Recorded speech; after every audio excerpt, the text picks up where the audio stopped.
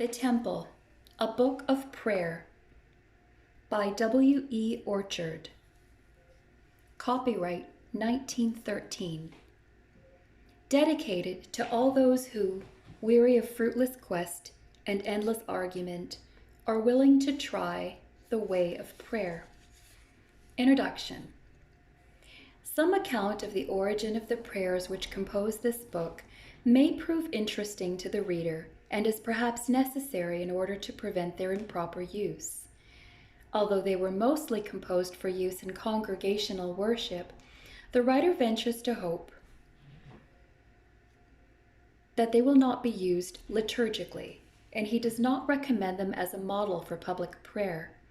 They were first of all written to serve the needs of a congregation which gathered on Sunday evenings to an ordinary church service, but which was composed very largely of those who had either lost faith in Orthodox Christianity or were beginning to inquire their way into religion. The writer tried to put himself vicariously in the position of these people and then to set his face Godward on their behalf. These prayers are gathered together mainly in the earlier part of the book, particularly in the sections called the Outer Gate and the Evening Sacrifice.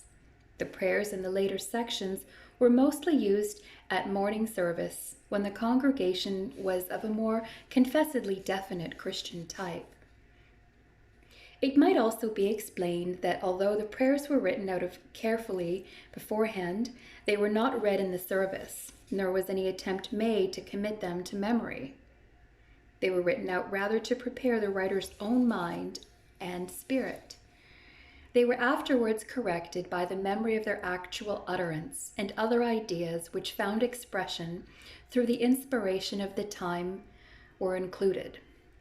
The intensely personal character of many of the prayers may surprise those who have made a study of what are called pulpit prayers, but it ought to be stated that the service in which they were used included liturgical prayers of the traditional type, which embraced more general needs.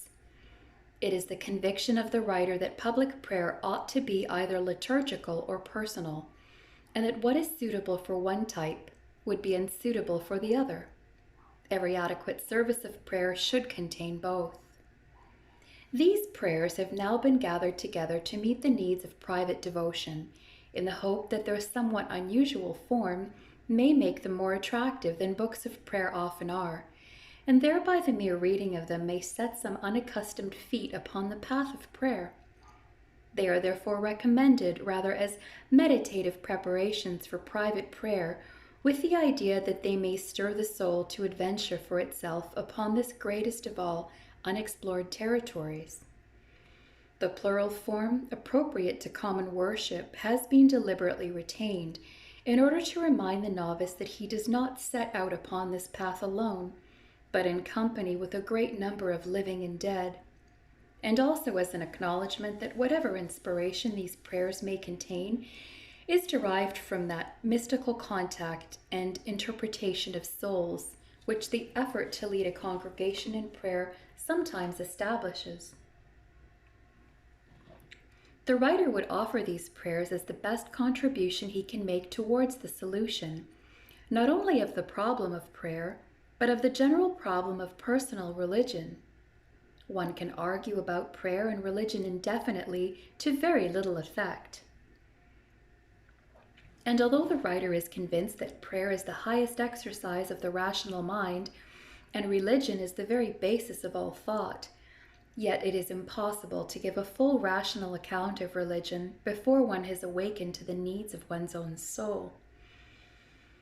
And prayer is the very essence of religion, and the only way to solve the problem of prayer is by learning to pray. To those who have yet to take the initial steps in the way of prayer, it may perhaps be permitted to make one or two recommendations, for it is the earnest hope of the writer that this book will find its way outside the circle of those who need no such instruction. Preparation for prayer is almost more important than prayer itself. That preparation ought to include some effort to compose the mind by bringing it to silence.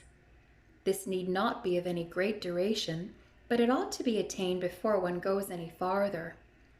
Some people find this very difficult to accomplish. The modern mind can do anything but be still. They are not helped by the advice of pseudo-mysticisms, which recommend concentration without providing anything on which to concentrate. But it offers sound enough advice when it recommends certain devices such as mental listening to the ticking of a clock for a few seconds, or counting one's breathing, though there is nothing mysterious or mystic about such practices. They simply suffice to engage the attention of certain areas of mental activity and thus leave others free for their higher functions.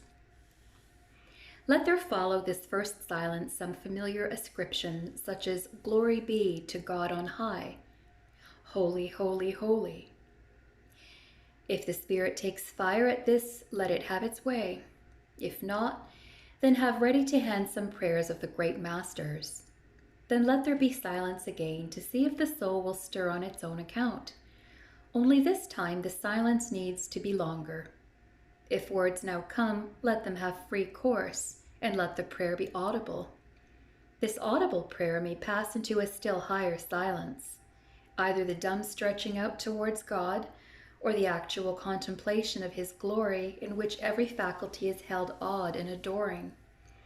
There is therefore a threefold silence possible in the upward movement of prayer.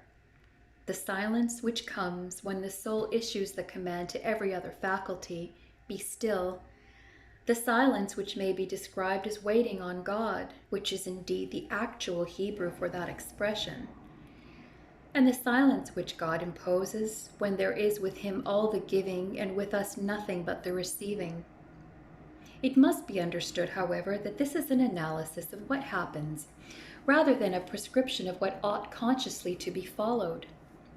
Many will find that to have a special place set apart for prayer is a great help to devotion. It may be surrounded with everything that will keep the mind upon the object sought, and it will be found that in this direction Catholic tradition has gathered up the richest and longest experience in the way of prayer.